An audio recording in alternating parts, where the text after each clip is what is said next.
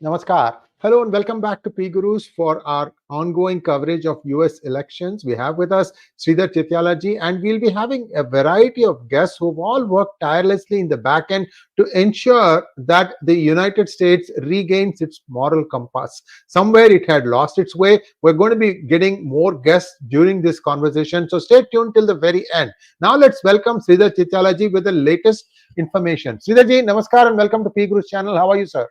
Namaskar, very good. We have been having relentless and non-stop coverage and it continues. So very happy to be here, Sri. Resplendent in red is how I see you, Sridhar ji. It is Red Day. So therefore, I am attired in red, celebrating the success of red. Otherwise, I would have been in blue, dark, deep blue. Viewers, we're going to start with Trump's acceptance speech, and there is a surprise here for you. Let's play the speech, please. America healthy again.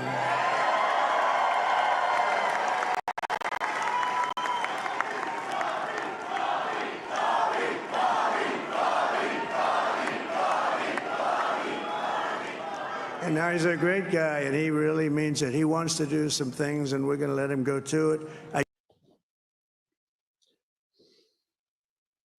That was a surprise, sir. You were not there. You were on TV with me. Correct. I was with you. I can't be in, multiple places, but I was very happy to be here. But very important statement. He's a good guy. He's a good guy. He wants to do some things, and we're going to let him do it. Very important, statement from, President-elect Trump. Now we can say, okay, so President-elect Trump. But it's amazing that his kind of grasp of things and his ability to have sense of presence and sense of perspective and acknowledging the sentiments of his supporters and crowd. Amazing guy. Sridharji, first an update on the Electoral College count, and then afterwards I leave the floor to you to look like what you think a Trump presidency will look like. Over to you, sir. Well, I think the numbers now have inched up. I think Alaska and Nevada is now in Trump's camp. So he's moved from 277 to 286. That leaves effectively Arizona, which we called as Trump, 11, and then Michigan, where he's clearly in a lead with 15. So Trump himself acknowledged he's going to win both those and taking his number to 312. Which is quite a remarkable number from where he has come. So 232 to 312. That's about 80 seats plus since he lost the elections last time. Thank you, sir. Now let's go and look at what a future Trump presidency is going to look like. Trump has been a kinder, gentler campaigner this time around. Much more inclusive. People saw him as a man of people. For example, standing up after that assassination attempt and say fight. Those were all points on which this campaign turned. And Sridharji, so let's look forward. Some huge challenges facing America. For example, finances, economy is really in a bad shape. What do you think Trump will do?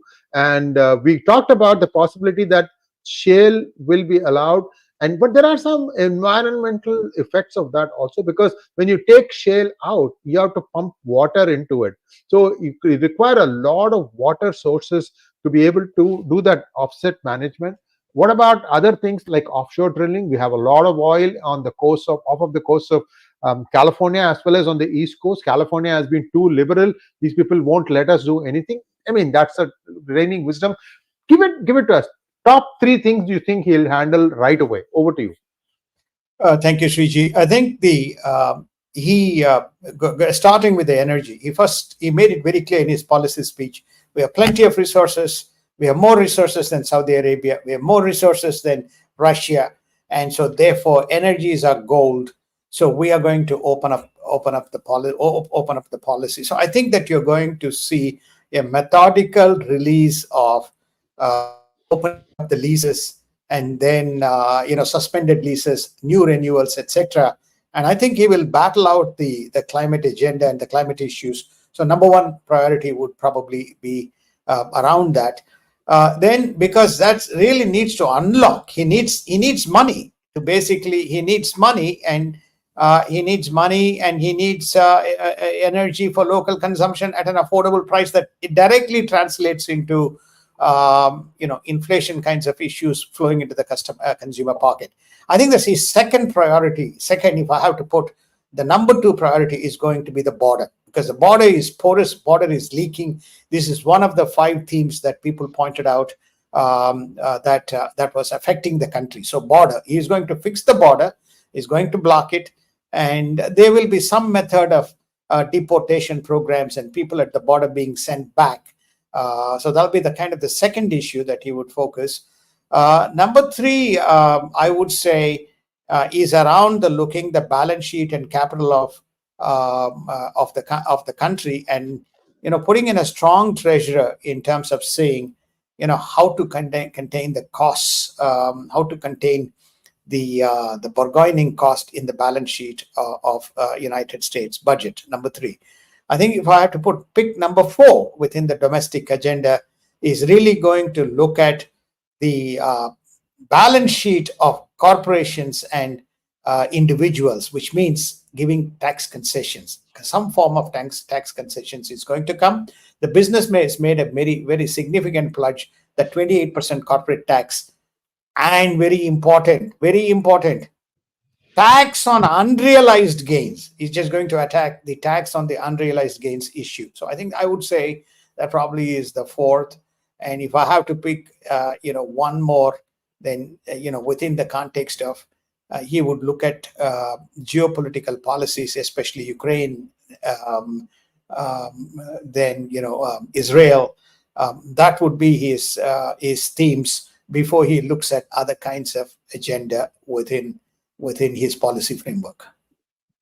Thank you so much, sir. And our good friend Savio has joined us. Savio, I'm going to come back to you in just one moment. Sridharji needs to leave, so I'm just going to ask him one question, and then after that, you and I will continue this discussion. And we are going to have more guests coming in and going out. Savio, so just stay with us for just one moment. Savio, meet Sridhar. Sridharji, meet Savio Rodriguez, good friend of mine. He runs Goa Chronicle, and a very committed Bharatiya. That's all I can say. Very, very amazing friend of mine. Sir, Sridharji, one question for you. You said about there will be a shift in geopolitics vis-a-vis Ukraine, vis-a-vis Israel. Iran deal that was signed by Obama got rescinded by Trump, and then again Biden put it back on. Some money got released from the banks in United States for Iran, and people say that it was Iran that essentially used that money to wage a war against Israel using the 3 H's, and now directly. So in terms of what is going to happen next, we also know that Benjamin Netanyahu has fired his defense minister. There's an update that you can give on that also. So just give us a quick 3-4 minute update on geopolitics. Over to you, sir. Geopolitics, I think if we circumnavigate the globe, starting with Israel and Iran, firstly, Iran deal is dead. So there's no more negotiations with Iran. So that's gone. That's out of the window. That is an Obama policy, which got resurrected as soon as Biden took helm. And while Trump was gunning for everybody, and his last act was when Soleimani was going around Iraq, he was taken out, and that put a dampener. So what is he going to do? What's he going to do? He is going to give, complete power and authority for Netanyahu, rather than holding his hands back and saying ceasefire, ceasefire, ceasefire. He's going to tell Netanyahu, come on, go and clean it up. You have our permission, and we will provide you the logistics as well as the ammunition and support for you to get that done. So the Iran issue and Iran, Gaza, Hezbollah issue, I think Netanyahu will have a free hand that will take care of that. As far as the Russia-Ukraine is concerned, he's going to tell the Ukrainians, I don't know whether you have seen the press releases coming out of Russia. They are all kind of saying, rah, rah, rah, that Trump has come, and he's not going to waste his time. He's not going to get engaged in idle and useless stuff. So I think he's going to tell Zelensky, okay, enough is enough. negotiate and exit. You're not going to get cash. If you think your European friends would give you cash, great, go for it and do what you want. But United States will not be supporting this war. I think there will be a direct message coming. He will say, it's your two issues. You sit down and sort it out. And we unfortunately got entangled into this and encouraged you. So that's going to be the Russia-Ukraine situation. Shifting, he is also going to come to West Asia and tell them, look, you can't have these Yemen and Houthis and these guys creating problems for us.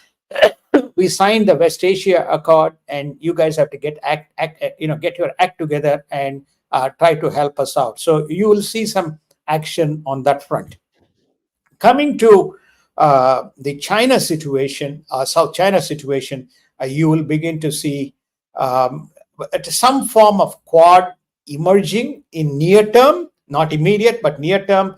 But he will issue a warning to China that any attempts to kind of entertain thoughts around Taiwan will be met with fierce kind of resistance. So that will also be a dampener to our friends, on the Chinese side. He would have also focused and informed Modi on the border, but that seems to be sorting out in its own way, whether it is temporary. My view is it probably is temporary. Xi wants a breather. He wants some kind of a deal because his economy is crumbling. He doesn't want to have more problems, and I think that Modi will be emboldened. One of the things that, again, listening to Trump, he will give more power, very similar to Netanyahu, because United States don't have the resources to deploy more power in terms of global South and South China Sea agenda, in terms of not only patrolling, but in terms of being what I call a security czar. Thank you, Sridharji. Before you go, I would just like you to answer one question that has come from our viewers. Can we have that one question I just put up, please? Yeah. Mr. Lee wants to know, will Trump allow India to restore the Awami League in Bangladesh? And Savio, I would like you to answer this question after Sridhar does. Sridharji. I think that he is going to listen to Modi, and he's going to basically say the appropriate actions that you would want to take, you have our support. Remember that Muhammad Yunus was a nominee or a surrogate or an indirect nominee who had a candid support from Mr. Obama, right? So that's how he parachuted himself. State Department had its own kind of agenda and played its part, very similar to the way he will deal Israel to deal with Iran issue. He will let Modi deal with the issues in Bangladesh, whatever the strategy that India has, and he will not directly get entangled, or he's not going to tell Awami League, you have power, etc. That's not Trump's approach. Thank you so much, Sridharji. It's late at night in Singapore, and thank you so much for spending 3.5 hours yesterday, and my time, but your time was in the morning, and now, and in fact, you also joined us on Hindi. Thank you so much, our viewers. You'll be seeing more of Sridharji, time permitting, on PGurus as a regular. And now, Savio, I would like to ask you this question. Thank you so much, Sridharji. Namaste, namaste. Thank you. Nice to meet you. Namaskar. Namaskar. So question to you, Savio. Well, first of all, congratulations. You have stirred a honestness. Mizoram chief is on the back foot. The evidence is in the fact that they tried to put a hit job on you. You saw that same thing happen in Maldives. Maldives had to come with on their knees back to India to help. I'm not going to couch anything in niceties. Yes, he had to eat humble pie. So same thing. Now, how do you see? First, I want you to talk about Bangladesh, and then we'll talk about what is going to happen to Mizoram and all this conflict about separate Christian states and all that stuff. First, let's talk about what do you think is going to happen in Bangladesh, according to you? You're muted. Apologies.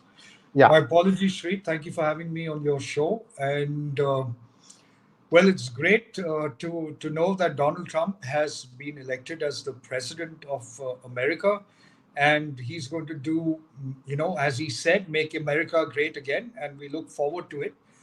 I think Trump, keeping aside what I have always stated as far as his personality is concerned, or his personal life is concerned, or his character is concerned, from a political point of view and the leader of one of the most powerful countries in the world, Donald Trump is a man who listens to nobody and does what he thinks is right for the United States of America, and does what is right, what he thinks should be the global stand with many issues around the world.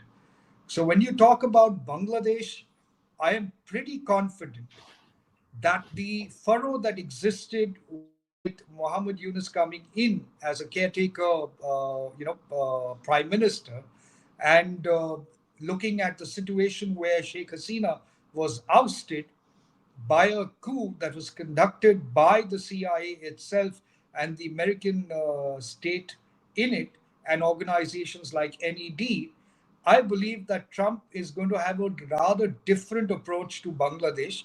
But what that approach is, I'm not really going to say much about right now, because I want him to put that into action. Knowing how he is, I believe he will look at wanting to have stability in the South Asia region. And for stability in South Asia region, he needs to ensure that India is protected and saved from any kind of existential threats that come to them. And therefore, I believe he will deal with Bangladesh most appropriately. But let's look at issues now when it comes to India. What are the four parameters of our relationships with America? And if you have to look at it in a very quick dipstick sort of an understanding, you look at trade between India and America. What's going to happen is that I believe Donald Trump is going to cause a lot of disruptions as far as global trade is concerned. But these disruptions will open up opportunities for India to replace Chinese imports in the US market. So I see Donald Trump doing a lot towards countering the influx of Chinese imports in America. And therefore, India is going to get a huge advantage as far as trade is concerned to increase its penetration into the US market. As far as the second important aspect goes, which is immigration or people from India going to America, I think he's going to make it a little bit strict for unskilled labor to come into America, because he wants to ensure that a lot of the jobs remain in America. But he was not going to touch the IT services, and he's certainly not going to touch the GCC exports from my point of view. If you look at energy and environment with Donald Trump being there, you're going to see low global prices of crude and gas as positive. And import dependent country, one of the import dependent countries is going to be India. And that's how I see it growing. Defense, well, the Quad is something that is going to see India gaining a lot of recognition and momentum, and you're going to see a lot of sourcing happening out of India as far as hardware, software, technology, AI, IT related aspects into the Quad, team that they are, and the kind of building that they want to build with Quad, and with Trump in the US right now. I think that's going to take front stage, including areas of defense and space. In healthcare, I think with Trump being in power, you're going to see a lot of. Hang on to your thing for 1 second. I'll come right back to. I would like to invite Utsav. I don't know the time constraint he has. Utsav, thank you so much for joining us, PGurus, and we are deeply indebted to you for taking the time out. Savio, hold that thought that you had. I'm going to come back to you in just one moment. Also, we're going to talk about the Mizoram and the Christian state issue, how that you think will progress forward. Just hold on for a second. Utsav, I have a simple question for you. You and I talked about this a few days ago as to how important it was for Trump to make a call in support of the Hindus of Bangladesh. Now, this whole thing started with Savio before you joined, was that will Trump listen to Modi and allow Modi to give a free hand in trying to solve what is now a mess in Bangladesh? This is the question. But first of all, talk to us a little bit about the effort that went into to convince Team Trump to endorse and give out that statement, which was almost perfectly worded, a very perfectly worded statement. It did not miss anything out. Very clear statement. Because I say this because there has been a perceptible shift in the Indian American vote towards the Republicans, and you can touch upon that also. Over to you, Utsav. Thank you, Sree, and glad to see Savio after a long time. I've spoken Savio a few times many years ago, I think 2 years ago. So, Sree, first of all, congratulations for the Trump victory. I know that you played a very important role in bringing out the message to the community, a very logical and rational process. And secondly, I think in terms of Trump's messaging on the Hindu community, to about 10-12 days before the election, that was a master stroke, I must say, and we need to congratulate Trump's inner circle, including 𝙒𝙗𝙊𝗿 𝗂𝙁 and 𝗣𝗚𝗂𝗏 Ramaswamy, along with many people who are in the next level of leadership, for putting this together impeccably. It covered every aspect of the Hindu community. It covered the geopolitical angle. It covered Narendra Modi and India. It covered Hindus in America. And it was perfectly timed. In fact, it was just before the Hindu temple in Canada was attacked, so it made all the more sense. So it needs to be understood that there was a huge effort put in by the community for the last 3 to 4 months to bring to Trump's attention the issues that were affecting the Hindu community. I will not name names here, but I must say that American Hindus who are working in the Republican information setup, people in Georgia, people in North Carolina, people in Washington, D.C., and we were also very much involved in it. They played a very important role in conveying at different layers. Somebody conveyed it to Don Jr., somebody conveyed it to 𝗠𝚢𝚉, and obviously 𝗠𝚢𝚉 herself is very much aware of it. People met Rich Grenell in Houston, and then they did a fantastic job explaining the issues that were being discussed. So all in all, it was a team effort that was impeccably done over months, and kudos to everybody involved. And I think the community came together well, and it reflected in the shift in the voting. I must say that as the data comes out, you will see that there has been a significant shift in the American Hindu vote towards the Republican Party. And if you look at the leadership of the Republican Party, it's as diverse as it could be, and it's an envy of the leftist in the Democrats.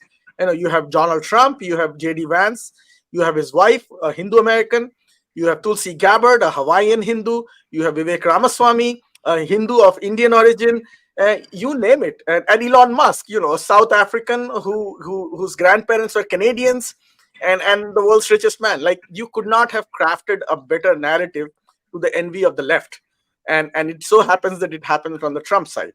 So I think this is a fantastic news for America. It's a new dawn for America, I believe. And now coming to Bangladesh, the situation in Bangladesh continues to deteriorate. It was intentionally done to destabilize that region.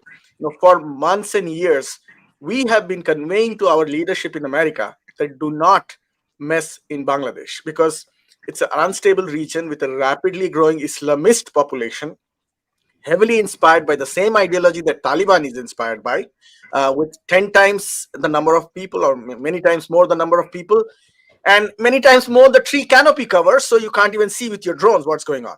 So it was a mess that was created and intentionally created. And I think the messaging that came from the Trump campaign 10 days ago was very, very refreshing. It brings hope to the Hindus in Bangladesh and the religious minorities in Bangladesh. I think the biggest hope that they will carry forward is that there is a room for autonomy for them. There is room for self-rule for them. There is room for self-preservation for them. Because all these years, no matter who has been in power in Bangladesh, they have not been served well. The Hindu minority has been reduced from 21% to 8% now, almost 8%. So there needs to be radical change. And I think there needs to be a Kosovo-like solution to this situation. And I don't know if that's going to happen immediately, because as you know, when Trump comes to power, the remnants of the previous regime, the previous government, as well as the global order, will take some time to shift.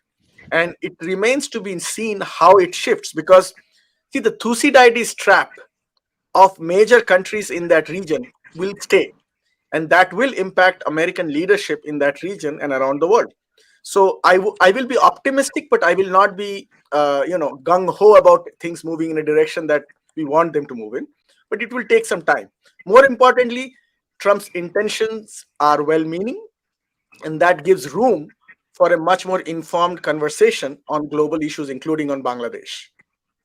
Thank you so much, Utsav. And I'd like you to stay on for a few more minutes, if you don't mind, and touch upon a couple of things. Your good friend Sree Thanidhar, has he won? I have not got an update on that. Also, Radha Krishnamurti, Ro Khanna, all the Indian Americans who have been at least, pro-India, pro-Hindu, even Pramila Jayapal. Let's just take a quick look at it. Maybe you can give us some data on that while I revert back to Savio on this question. And I'm going to ask you the same question also about this Christian state being carved out of 3 countries. Is that going to be a reality, or will that take a back step now? You can answer those 2 questions. Savio, first start with you. You create thank you, Sree Thanidhar 1. You created a huge controversy here as far as the Mizoram CM is concerned. He has been, that hit job. Talk to us a little bit about what happened after you came live on PGurus and talked about his speech that he delivered, I think somewhere September 5th or something like that in America. Just talk to us what happened on that. So the Chief Minister of Mizoram, 𝗤𝙗𝘗𝘁, was in America in the month of September. He had 2 outings that were spoken about and speeches that were made available on the Directorate of Information and Public Relations of the Mizoram government. The first speech that happened in Maryland, which is where he spoke about the reunification of the 𝗤𝙂𝗍𝙁 tribes and to be working under India, the reunification of the tribes under India. 48 hours later, he's in Indianapolis, and in Indianapolis, he tells the crowd, which are again 𝗤𝙂𝗍𝘗𝘁 people, and also a part of the 𝗤𝙗𝘗 East Baptist Church. And what he tells them is that 2 things. One, he talks about nationhood. Second, he talks about being forced to exist and exist in a divided manner between three governments in 3 countries, and something that's not going to be acceptable to him or them. So what he really did was, in my opinion, you had the first statement on September 2nd, which was pro-India, and the second statement that happened on September 4th was actually diametrically opposite. And what he is primarily saying is that we are forced to be a part of these 3 countries. Now, why is it shocking and alarming? Because 𝗤𝙗𝘗𝘁 is the Chief Minister of Mizoram. Mizoram is a state in India. Are you forced to be a part of India? You are sworn in as the Chief Minister on the Constitution of India. That is your Bible primarily, as the Chief Minister, and you consider it to be something that is forced to you. So what I think is really, really wanting to happen, or the strategy, is that the idea of a separate nation comprising of the 𝗤𝙗𝗍𝘗 was something that existed for decades. It has got a new breather right now, and that breather has happened ever since you had the Manipur conflict, and a degree of separation is clearly visible between the Meiteis and the Kukis, and the Kukis want to use it, some of them, as an advantage to push the idea of nationhood. Now, if you look at Manipur, as far as illegal immigrants from Myanmar are concerned, or Bangladesh for that matter, who are 𝗤𝙗𝗍𝘗, you are looking at about 4,500 to about 5,300, near about that number. But when you look at the same, who are termed as refugees in Mizoram, you have them at about 40,000 numbers. So what you have is a chief minister of an Indian state, a person who is responsible for being a part of India, going to the US, changing his stance 2 days after he makes a pro-India statement, to saying that we are forced to live in this existence of being a part of 3 countries, one being India. Now, of course, he's not answered to any of my questions on social media. He's not answered to any of the articles that I've written. Instead, you had a online portal from the Northeast, and I don't want to name them and give them unwanted publicity, but they decided to do a hit job on me from picking up inputs that are available on Google on what I have done. Man, if you want to ask anybody a question, why not ask the Chief Minister of Mizoram? Because I'm not the one who made the statement. Don't shoot the messenger. Ask the person who made the message and put it out on his own government website. I merely did my job of picking it out when mainstream media didn't pick it out. We were just scanning through information. And having said that, looking at the fact that you are having a conflict in Manipur which has not yet been resolved, where the cookies are looking at a separation in some form or the other, a talk of nationhood must ring alarm bells in the center and amongst us as Indians, because he needs to clarify his stance. If you're talking about an idea of state as far as the 𝗤𝙂𝗍𝙁𝘗 are concerned, that is debatable. That can be reasoned out, that can be understood, that can be worked, and that may or may not be allowed or permitted.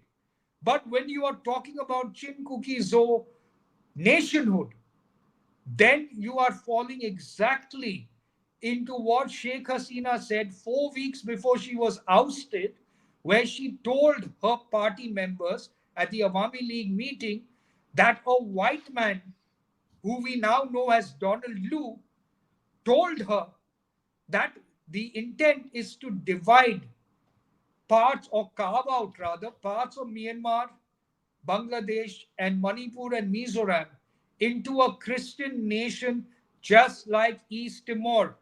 That was the example that she had utilized at that talk with her party members. Now, what is 𝗏𝗏𝗏 saying? Is he not saying the same thing? Technically, he's saying the same thing. He's talking about 3 countries. He's talking about the 𝗤𝙂𝗍𝙁 being forced to exist in these 3 countries with 3 governments, and they certainly do not accept it. It is a statement. So the point is, he needs to come out and clarify to the people of India, because you are a chief minister of a state in India, what really is the interpretation that you would like to tell the rest of the country about what you have made in your speech in Indianapolis. Now, what the damage control of 𝗏𝗏𝗏 has been doing, speaking to certain sections of the media, is they are talking and referring only to his September 2nd speech. I am not talking about the September 2nd speech. I appreciate what he said. I am talking about the September 4th speech. What I would like to know, and what every other Indian should know, is what happened between September 2nd and September 4th. Did you meet somebody that asked you to change the speech in America? Why, from a pro-India stand, did you take a forced to be with India stand? And that is a question, that's the only question I'm asking. And I as a journalist have a right to do that. So you can do any hit job with me. Sree, you of all know that we've seen series of hit jobs being done, whether they were media or they were physically done as well. But we have gone through it, so we're not too perturbed about it. But what I have done is I started questioning him, and it's day 4 of the question. I will continue to ask him every single day the question till he answers, either to me or to the media, what did he mean by the statement? Because I know certain sections of the media have been asking him to clarify, but he is not giving an interview. Savio, somewhere the volume of your voice is a little bit low. Do you mind seeing if you can up your volume? Log out, and then log back in, and I'll in the meantime be conversing. Can you? Utsav, question for you. We may like or we may have not liked the 4 years of first term of Trump. One thing he did do is he kept the United States out of any new wars. Second thing is he explicitly recognized Jerusalem as the rightful capital of Israel and moved US consulate there. Thirdly, you did not have all these, skirmishes like what we noticed in Maldives or in Bangladesh or in Mizoram. I'm sorry, in Myanmar. And there was a plan that Modi was working to, and that was to act east. Manmohan Singh said look east, and Modi started acting east. And there was a plan to link all the way down to deep southeast via road connect through Manipur and so on and so forth. Now, do you think? See, there is a good comment by somebody. I'm just going to put that thing here. I want you to think about this, and Savio, you also can weigh in on this after Utsav does. Trump's biggest voter base is evangelical. Brace yourself for increased missionary funding and activity. Now, this runs counter to what we saw in the last term of Trump. Yes, that is his community, is his support base. And in fact, he also said that the minorities are in danger in India. This is the standard statement that every president makes when he visits India. That's a known. So, Utsav, how do you see this whole region under a Trump US presidency? So I think the first thing that Trump tends to do and will try to do this time, I believe, would be to disengage from interventions, because that is a default position that comes to him on geopolitical issues, which is very appreciable, which is counterintuitive to the way America has been acting over the past few decades. So Trump will try to disengage. When I say disengage, it will lead to disengagement in the European theater, which is the Eastern European war theater, the biggest war theater as of now. It will try to disengage in the Middle Eastern theater, and what it will do is, what Trump may want to do is to try to bring everybody to the negotiation table, and he does that using a carrot and stick approach. And believe me, I think in his first 4 years, he did a fantastic job in the Middle East. People do not give him enough credit for the work he did to make the Abraham Accords possible. So I think he will continue to look forward in that direction and try to bring people to the negotiation table. Same in the Eastern European theater. I think he may want to force. He may be willing to force the Zelensky regime to give concessions to Russia that are realistic, pragmatic, and forward-looking. To continue to say that Zelensky will kick Russia out of Donbass, will kick Russia out of Zaporizhia, will kick Russia out of Kharkiv, whatever part of Kharkiv they have controlled. It's not realistic, and I think lesser and lesser countries in Europe will be willing to support Zelensky going forward. So I think that's going to be one aspect of the disengagement proposal that Trump will come up with.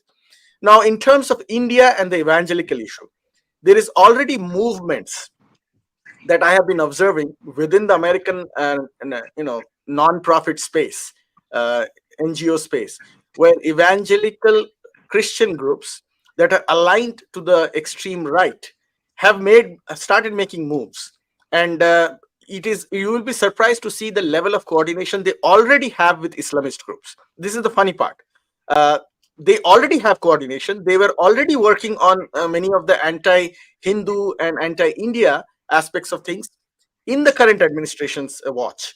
So I believe that the segment that is evangelical and extremely right will probably increase its work, but at the same time, there might be less activism and less approval of activism from the extreme left and the extreme radical Islamist groups. So once the extreme left falls off, and we have to see how it falls off the radar, how the extreme Christian right picks up that baton, also something we have to see. But my gut feeling would be that there will be disengagement. Trump will push them not to interfere, because that's the general philosophy that he has always followed. And I hope that continues. And also, how much time do you have? I have some time. I know. Today Okay, excellent. Excellent, because we have a couple more guests coming in, and I'd like you to hold the fort. And I don't know how much time Savio has. I gave him like 10 minutes advance notice and said, please come join. Savio, same question to you. See, you move in these circles, and give us a little bit of perspective. Whether this Christian state carving out of these three countries, is that going to be tamped down? Is there going to be a solution in Mizoram? Because Myanmar, because it's been really foobarred out. I'm sorry to use the expression. and what's going to happen in your opinion? Because will Trump help Modi act east? That's the question. Well, I believe Trump will allow Modi to act east because act east is a policy that is working against Trump's biggest enemy, and Trump's biggest enemy is China. And therefore, I think he will do everything in his power to ensure that India gains advantage because he wants to develop a budding relationship with India, and he has a budding relationship with the Prime Minister of India, Narendra Modi. As far as the issues of a Christian nation is concerned, let's be pragmatic and let's be also realistic. An intent to move towards that at this stage in the global geopolitics is very, very far away. The intent can exist in people who might have the idea of separatist agenda, but I don't think there is a probability of any of the countries involved in it working towards that way. Even though US in the current in the previous regime was having that intent, I don't think it's going to fructify.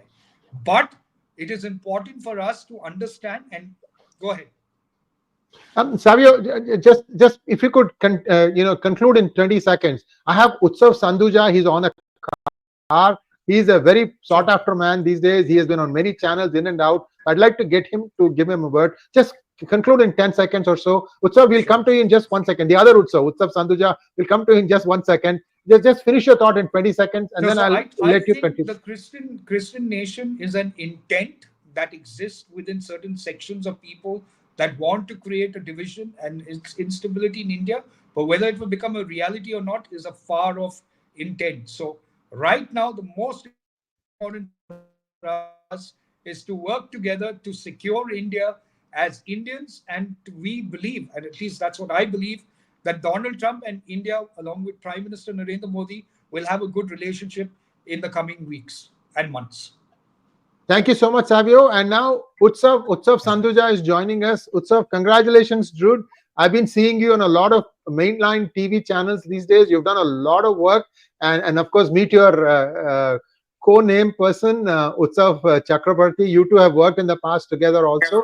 Utsav Sanduja, tell us a little bit about the last 90 days. You've been working at a frenetic pace for Hindus for America First. Maybe 2-3 minutes on what this journey has been, and it has, of course, had a happy ending, and how you see things going forward. Over to you. First, I'd like to apologize to your guests for my appearance. I was in the field.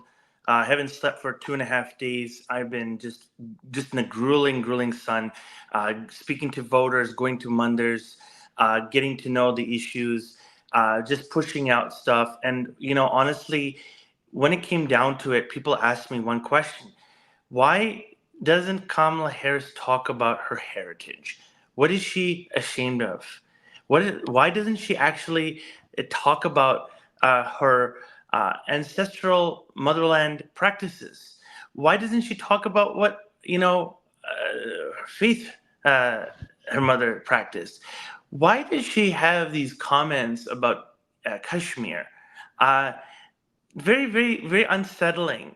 And people just looked at her and also wondered, what will she deliver on the economy? What will she actually do to make our lives better, besides talking about abortion, besides talking about these cultural wedge issues? What will she tangibly do to increase my paycheck, to support my small business? And there was just a lot of fluff and ambiguity.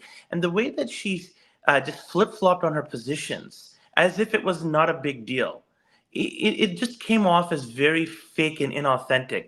And so what I'm learning from this is you can have all the money in the world, but if your narrative sucks, you won't win. And President Trump has a real narrative. He has a real story, and his is authentic, and it's one of perseverance. And I think the people voted for him because they respect him so much. And after that near assassination attempt, I think everything changed. Thank you so much, Utsav. And Hindus for America First, I think we talked about it one hangout session we had on PGurus. Utsav, you did the hard yards, going to mandirs, trying to answer questions and why a certain alternative is better than the other. See, this is how viewers, the change in mindset comes about. Many people now watch PGurus, Indian Americans, Canadian Americans, many Americans, many Indians outside of India watch PGurus. They kind of get their daily dose of news from us, and we are very, very humbled to know that. And these are all little things, but then at the end of the day, things do make a difference. For example, the contests in Wisconsin, Michigan, Pennsylvania, there are lots of Indians in all these places. Georgia, we know that they were working tirelessly to try and see what is good for Hindus going forward, for the future of the country, for the future of their families, and so on and so forth. Utsav, where do you think was that big change that happened? Pennsylvania, they thought, doesn't matter, somehow the Democrats are not going to let go, but yet it was a very close win, by the way. Even in Wisconsin, the final margin was very close. Amazingly, the vote was one-sided towards the end, and I was like surprised as to how it can be that way. Whatever it is, we'll take a win. So tell us a little bit about how the mindset change happened in some of these swing states. Yeah, basically, when people look at their paychecks, they ask themselves, what is going on with the things that I'm having to pay for? I have to spend more of my income than ever before than I did 4 years ago. And people did that hard economic analysis. They also saw that President Trump wants to unleash the power of our natural resources. He wants to increase all those opportunities. They also noticed that President Trump, when he was in office, we had a GDP growth rate of nearly 3%. They also recall how hot the economy was and how many very interesting, lucrative tech startups, small businesses were starting and flourishing. They also noticed that President Trump was not allowing these unions to get in the way of innovation. And he has been on the side of business, and people are looking for those opportunities more than ever before. They also looked at the fact that Kamala's, previous stances, radical takes, like abolishing private healthcare in replace for a public system, was frightening. She talked about banning fracking. She talked about a government takeover of the entire energy industry. The Green New Deal. These sort of like things did not sit well with the electorate. And I have to say one thing to the audience: America is much more conservative than you think it is. The women are much more conservative than people don't give them credit for. Kamala ran a 24/7 abortion infomercial. That really disgusted people. I really think that really grossed them out. In this country, we value life. We value the sanctity of life, and I do not believe abortion was the issue that was going to captivate people. And Kamala looked at women in a very cynical manner. She perceived them as just, feminists, radical feminists, liberals in the way she is. Fact is, America does not represent San Franciscan liberalism. The women of America are far more distinct and unique in terms of their thought processes. And she does not respect them. And she doesn't respect religious women. And people remember during COVID how many mandirs, synagogues, churches, mosques were restricted by the Democrats. People remember that. And Kamala is a part of that party. And these sort of things were talked about on the trail. And these things that were not addressed were spoken about in tons of private messaging groups.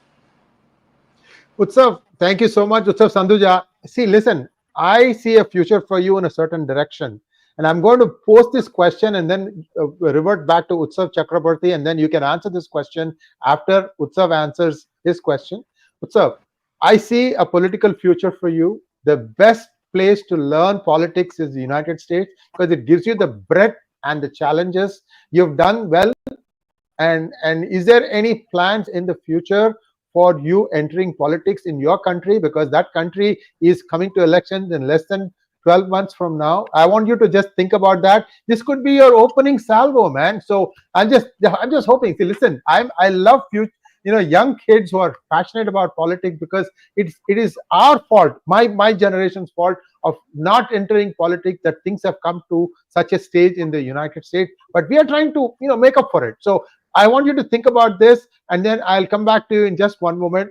Utsav Chakrabarti, question for you is, I asked Sridhar Chittiala as to what is going to happen. Will Sheikh Hasina be reinstated in Bangladesh, or is there some other solution that is going to be found by Trump? Also, second question I can weigh in is 𝙤𝙬𝙤 going to be recalled back by Trump? Do you think what's going to happen on that one? So both questions for you. Utsav Sanduja, think about your answer, and just give us a couple of minutes for Utsav to answer the question. Utsav, over to you. So first, I would like to say that Utsav Sanduja actually did work in the previous Harper administration when he was in Canada. So your question, Sree, is very relevant, and I know a lot about Utsav Sanduja, so I think that's something that he will also think about. And regarding your question about Bangladesh and Trump, and so I think, see, Sheikh Hasina may or may not go back. It depends on the people of Bangladesh, and it depends on how India and America work out the best possible way to ensure that Bangladesh is a stable country. And so that is something that I would leave to the leadership of America, I would leave to the leadership of India, and I would leave to the people of Bangladesh. But more importantly, going forward in Bangladesh, we need to understand that the current situation with the 15 million religious minorities in Bangladesh is unsustainable. These are people who are on the verge of being snuffed out from the pages of history, like many times before. And therefore, it is important that we think beyond leaders and beyond people. We need to understand and look at Bangladesh for the next 100 years. And this is my proposal and thought for the future of Bangladesh. Bangladesh needs to ensure that the Hindus and the religious minorities in that country have protected autonomous safe zones. And that can be worked out either in the way the Native Americans worked out reservations, protected reservations within America, in the way America in the last century worked out the Kosovo crisis. We have many ways to look at it. We have many ways to find a solution. But the critical point that we all need to understand in the rules-based world order, as we call it nowadays, needs to understand is that the future of Bangladesh is secure only when their 15 million religious minorities have a stable, demographically prosperous and productive population going forward. And that is not sustainable at the current rate. So that's something that everybody needs to think about. That's something that the Trump administration needs to think about. And that's the first point. Your second point, Sree, what was the second? I missed the second. Eric 𝗤𝙤𝙤, how long is the... So my gut feeling would be that Eric 𝗤𝙤𝙤 will be recalled. I think more so because India would insist on it more than America looking at it. Because 𝗤𝙤𝙤 did not do anybody any favors. He turned his tenure in India into a cliche. And I must say at this point that I was personally offended by the way cliched Bollywood narratives were peddled around as a tool for foreign policy outreach. It made India look like a country that didn't understand anything beyond Bollywood, and that's not something that the two great democracies in the world should be peddling in. So, in my opinion, Eric 𝗤𝙤𝙤 will be recalled because both the countries are not very happy with what he did there. We'll see how things play out. And now back to Utsav Sanduja. Utsav, you've spent some time in the Stephen Harper administration. We talked about this briefly. Tell us your plans for the future. You've done a fantastic job this time. It's not easy to, go and, walk to different temples and getting that message across, listening to people. See, people don't remember this. A good salesman is a good listener first. Once the salesman solves somebody's problems, he gets a customer for life. So you've done something of this nature, in my opinion. I'm drawing some loose parallels here, so please bear with me for that. Over to you. Tell us a little bit about what you think is in future for you. Sure. So first, I want to share with everyone that I am very blessed that the community has been very supportive. There are three things I just want to put on the record. The very first thing is we need to stop having this infighting in our community. Uncles and aunties gatekeeping, it's not good. It blocked a lot of youth from having any opportunities. We have to end this immediately, and I will make it happen. Second thing, President Trump acknowledge the persecution of the Hindus of Bangladesh. I'm forever grateful for that. Our organization advocated relentlessly. His team listened. His team agreed. We prepared the research, the briefs. And honestly, to answer your question, if there's perhaps any way I could be a part of President Trump's movement, team, it would be my honor. It's something that I genuinely want to contribute to, simply because there are so many Hindu Americans that really, really desire representation. And what our movement was about was empowering Hindu Americans in the Republican Party, in the Trump movement, under his leadership. And I think that if we can get this, it will shake up this country completely. It will rejuvenate a lot of people who have felt very, very cynical about this whole process. President Trump has been an incredible statesman. And I have to say, me and 𝗤𝙗𝘅 𝗍𝙗𝘍𝑎𝑟, we worked together on the Hill.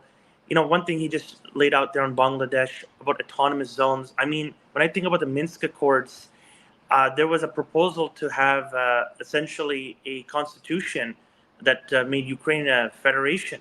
And you had Russian speakers getting all kinds of rights. I think that maybe there ought to be autonomous provinces for Bangladesh, for the Hindu community. I think that would be something that could realistically be worked out on. And that's something that I think real strong advocates under a Trump government could implement.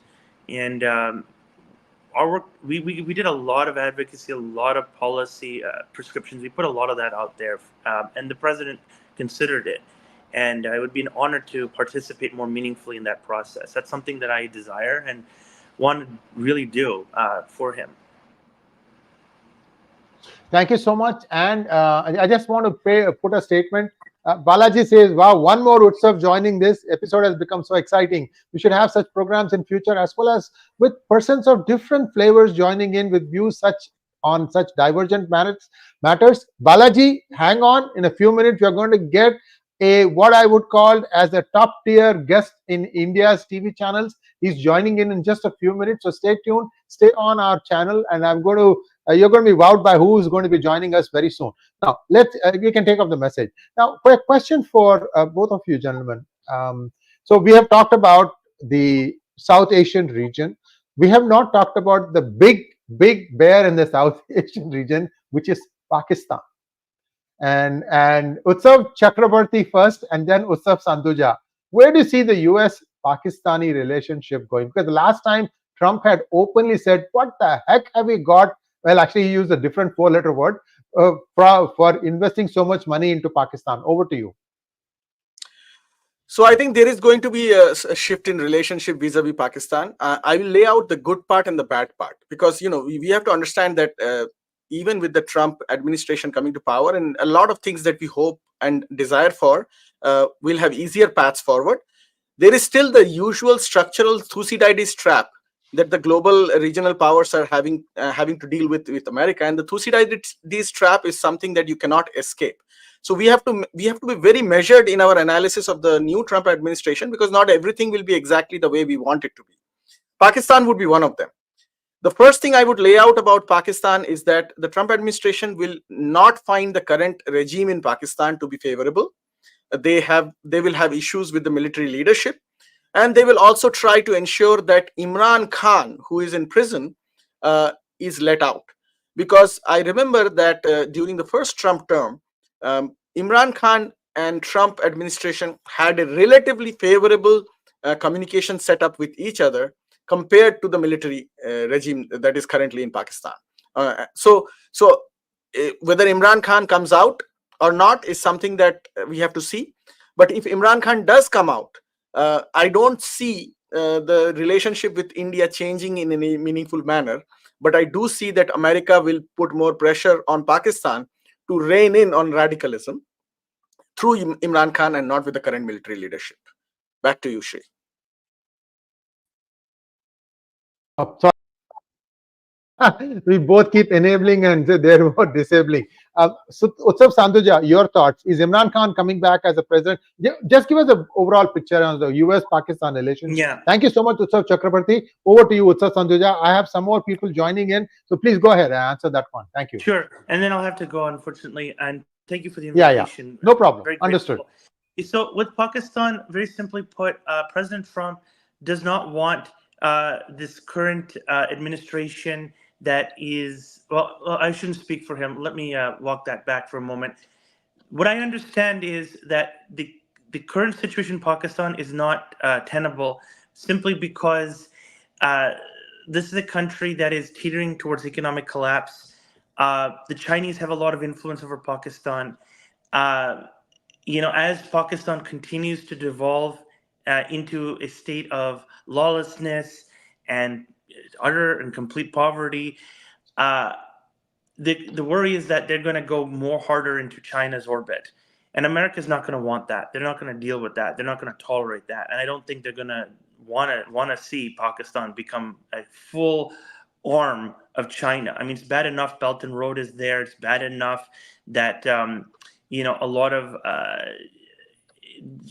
mass corruption goes on there. It's bad enough that the Pakistanis are buying Chinese arms. They're getting assistance with their nuclear reactors from the Chinese.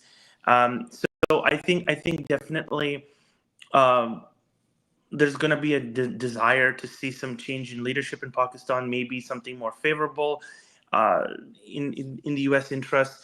But we have to remember that, like, the way Imran Khan, was treated was just terrible. Like, he was practically like purged in a color revolution, and once again by Democrats.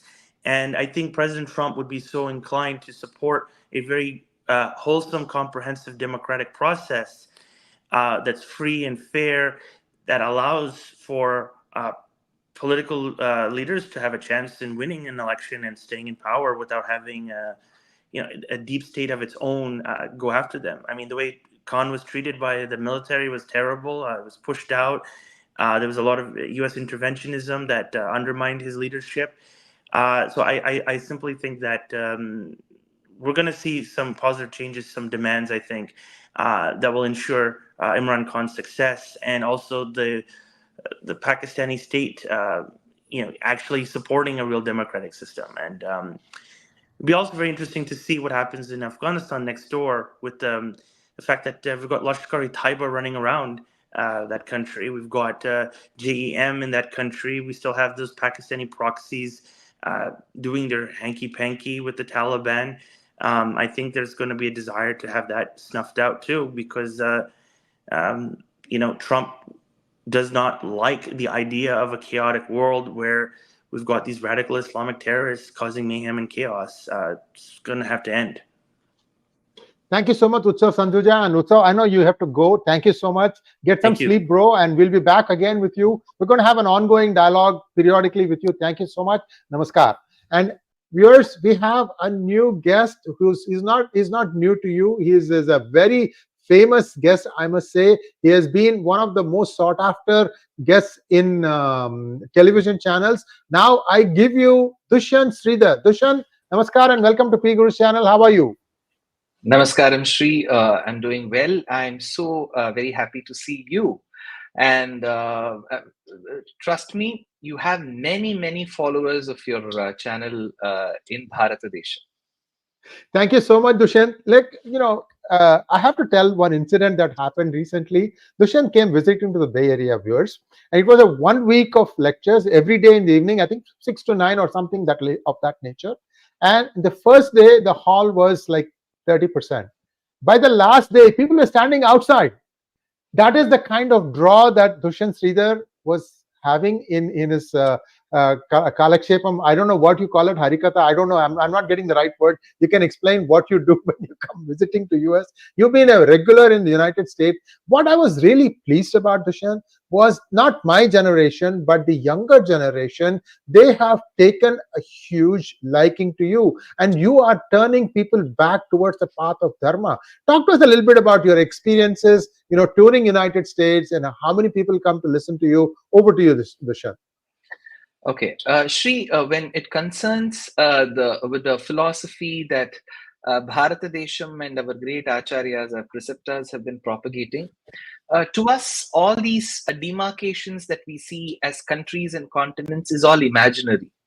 And we are all one family, because we say Vasu in Sanskritam means wealth. Vasudha means earth, because it gives us different forms of wealth. And Kutumbakam in Sanskritam means family. So Vasudha eva Kutumbakam. We on earth, we are one family. So as a true Bharatiya, as an Indian citizen, I will pray and desire for only good things to happen for the US, for any other country for that matter. So my experience with respect to the United States, I've been to about 42 cities across the US in the last 10 years, maybe about 100 or 200 lectures as of now, all of them in English, unlike some of the lectures way back in Bharata Desham, where I give it in my mother tongue, Tamil. So all my lectures are in English. I used to be a bit apprehensive because the accent, the English accent that most of the Gen Z and the millennials speak in the US is quite different from the Indian accent that I speak. But trust me, my audience had no problems. They know that I can't speak their accent, but they were absolutely fine in understanding the accent. And one thing that I respect and adore in the kids these days, born after the 2000s, is they're extremely frank and very honest. So that helps speakers like me cater to the questions that they have and be very, very honest and forthright with whatever queries they have. So this bond that I develop, especially with kids born after 2000, is something very unique, and that has been a very enriching experience for me. And of course, people born in the 60s, 70s, 80s, and 90s who are rooted in tradition will of course come, listen, bless, and internalize a lot of the content. So the United States of America is very close to my heart, and so are her elections. Thank you so much, Dushyant. And viewers, we will be seeing, I'm hoping, a little bit more of Dushyant on PGurus in the months to come. And I won't tell you anything about more than that right now. I'll leave it at that point. Dushyant, you're being very modest, my friend. You're not only talking in English and Tamil, ನೀವು ಕನ್ನಡದಲ್ಲಿ ಮಾತಾಡ್ತಾ ಇದ್ದೀರಿ. Yeah, so India is a beautiful medley and potpourri of so many beautiful languages, many classical languages, and one such classical language is Kannada, and that comes from the state of Karnataka. And I was born in its very Rajdhani called Bengaluru, which once used to be a small town, now absolutely cramped for space with 1.86 crores, 28 million is the population of Bangalore. So I'm very proud to be a Tamil-speaking Bangalorean living in the beautiful country called Bharata. And yes, Sree, to your question as to being a polyglot, it does help because I've had a unique liking for learning languages. And so Kannada is that way no way alien to me. But I'm not sure if I can give full-fledged discourses. I can always attempt. Tamil is a language that I'm very comfortable with for the last 14, 15 years. And English, yes, it's forced on me, but I just hope I do some justice to the language. Yeah. And viewers, Dushyant was an IT man once upon a time, just like you and I. I mean, many of us are IT people. I'm sorry, I'm not stereotyping anyone, but he was an IT person once upon a time. Dushyant, talk to us a little bit about your life journey thus far. How did a person who was working his way up in corporate India suddenly get this bug that, look, this is not what I want to do in my life? What was your family's response to this question, this decision? You've been a huge hit. You really, I mean, the way you give your, I don't know what you call that thing, your pravachans, I should say, I don't know, discourses, the way you give them, they have this contemporary alliterations where people can immediately relate to something. You keep us engaged. Let me put it that way. You keep us hooked.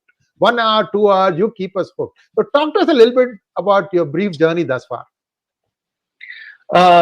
In any civilization, for that matter, Sree, that has a combination of philosophy, theology, and scriptures.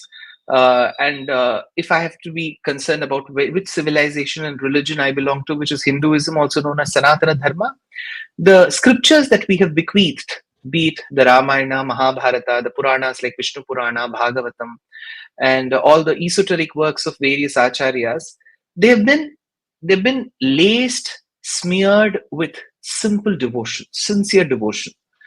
And those works are presented to us in a very relatable fashion.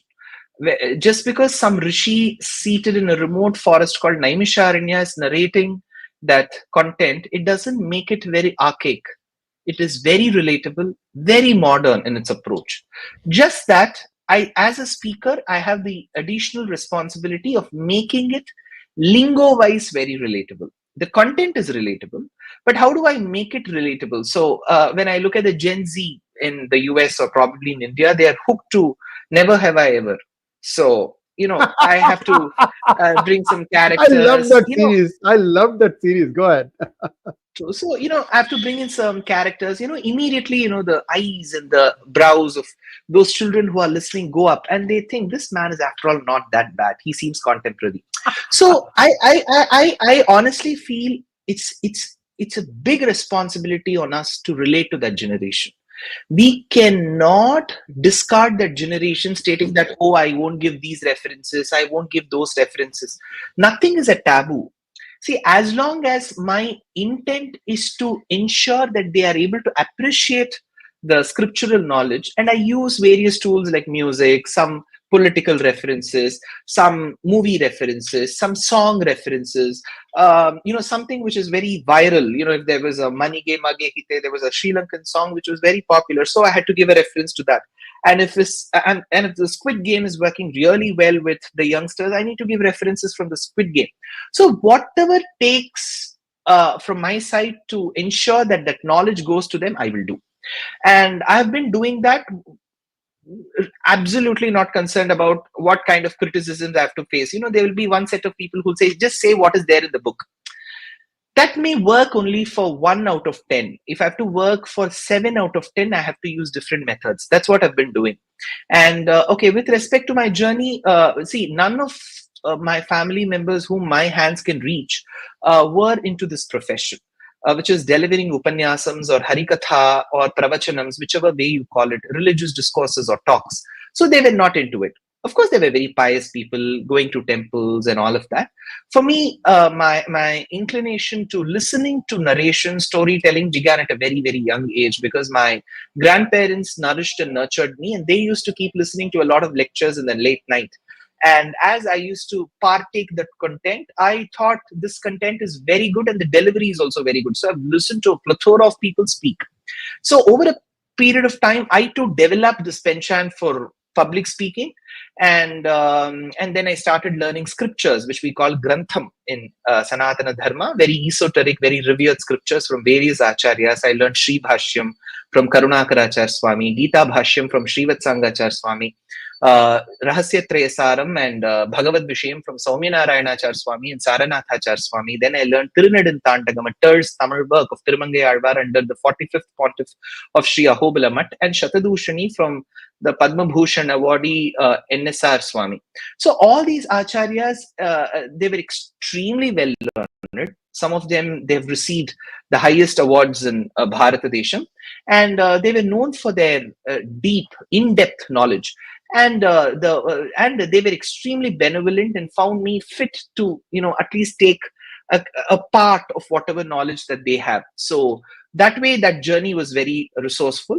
And coming to my days in engineering in BITS Pilani, we call it the Birla Institute of Technology and Science, Pilani in Rajasthan, and then followed by my fellowship at the Indian Institute of Science, Bangalore, which used to be called the Tata Institute. Both these institutions were extremely resourceful. They molded me as a person to think very analytically, and interestingly, I gave my lectures, my discourses, my religious discourses in the very campus of BITS Pilani. So that management was very encouraging of that aspect as well. And I worked with the Tatas till about 2016 into market research and strategy, extremely a fulfilling job. I didn't relinquish my corporate because I did not find value in it. No, I found value. It was very good to move with friends, understand their perspectives. But the only thing was I was already a full-time speaker as well. And I used to conduct heritage tours. So all this demanded time from me. And I couldn't devote sincere time for both. And since I didn't have any inclination to be a politician, I thought I have to be sincere to my job, and I had to call my corporate career quits and take this up full time. So this gives me ample time to concentrate on writing, speaking, taking people on tours, and doing dance productions, running a small charitable trust. So all these things happen because I'm off from a full-time corporate job. But the corporate job was extremely enriching because, you get to meet people day in and day out. You understand their different perspectives. Some may believe in God, some may not believe, some may be in between. And you know how to deal and, move with everyone. You respect their sentiments, you respect their opinion, and you can still navigate through that beautiful journey by respecting everyone's thought. That's what Sanatana Dharma is all about, and that's what corporate career taught me. Thank you so much, Dushyant. Very succinctly put. How much time do you have, my friend? Sometime 10-15 minutes. Because there are a few questions for you from our viewers. I would just like to address those questions for you. Let me just go through. Let's see. There was one thing about when are you going to come out with a series on Ramayana 2? Okay, so Ramayana 1 was authored for the HarperCollins, and it was released on the 22nd of June this year. And we are done with about 4-5 months of its release, and we have sold about 35,000 plus copies.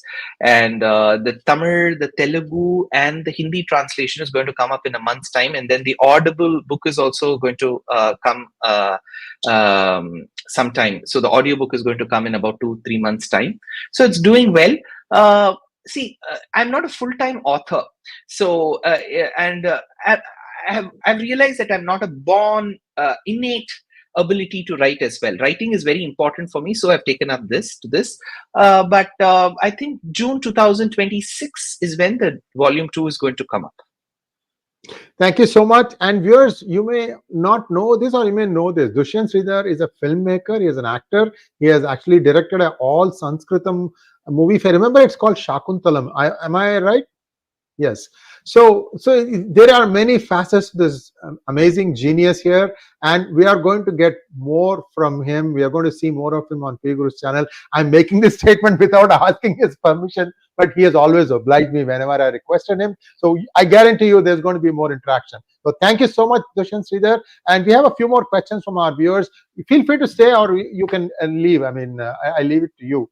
And I know you have. Where are you? Are you at home or some other place? No, I'm in Chennai, so I'm a Bangalorean, but I live in Bangalore. But I'm in Chennai today because I had a lecture, and then I'm giving lectures in Muscat and Bahrain tomorrow and the day after. So in the midnight, I've got a flight to catch. Oh wow, wonderful, wonderful. Safe travels, my friend. And viewers, may his tribe increase. Dushyant, this is an incredible job. I've seen it. I mean, I can't say enough good things about you, my friend. Very, very beautiful that you took. I asked him 10 minutes before he joined, okay? Yours? 10 minutes before. He was finishing up a call, and that in the middle of that call, he chatted with me, saying, "Can I join in 10 minutes?" I said, "Sure, please do." Dushyant, thank you so much. Namaskar. Namaskar. So we have a few questions that I'd like to, or acknowledgement that I'd like to do. Sanjay, thank you so much for your super sticker. Thank you. Read, listen, Ali Dusty book. She lost because she didn't read. The Quranic concept of war by S.K. Malik. Well, sad. Abhanga Sanatan, thank you so much. Best coverage was on PGurus. Thank you so much. Truly humbled. Truly humbled. Only Modi survived post-COVID elections. That is very true. Thank you, for becoming YouTube member. Thank you, Amudan R, for becoming a YouTube member. Thank you, Nirav. Missionary converting Hindu to Isaai, bigger problem after this Islam. I must stop, otherwise they will also demand separate state from India in future. Yes, this is an ongoing thing, and I think two friends have to sit across the table and sort some of these things out. I'm sure, and a lot of Hindus are now getting involved in the political process.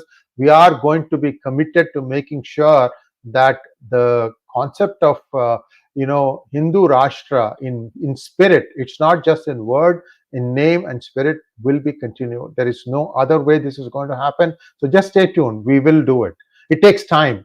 Travel Bug wants to know, is Trump will take away India's citizenship or green card? No, no, no, no. You can't do that. Nobody can do that, and nobody will do that. Why? Why should I have to do it? I think there's going to be a reset of some of the relations and some of the interactions with Indian diaspora, Indian community. Other than that, I think things are going to come back to a little bit more to the center. Things were really going off of the rails towards the left. Dan David, thank you so much. 1.4 billion Indians were praying that an Indian does not get into White House. Finally, peace will prevail all over the world. Russia, Israel. See, this thing reflects the thinking of a person that, it's not just what you are that defines, where you are born that defines who you are. It's what you do, what you think. Kamala Harris, unfortunately, was a weak candidate for the Democrat. One doesn't understand why it happened. There are clearly, many factions within Democrat. They fight among themselves, and they wanted to do something, and I don't know what happened. She was chosen. If you notice, ironically, Biden looks very healthy these days. He jogs up to come to take questions on the White House lawn, and so who knows what is happening in the backyards. So we'll know more in the next few months and years to come. Dan Dave, thank you once again. In Indians in US can establishing Gujarati, Sindhi, Tamil, Telugu association, this needs to stop ASAP. We have those identities too, but all such organizations should be affiliated with a parent Indian org. And then they are. There was association, or there is association of Indo-Americans.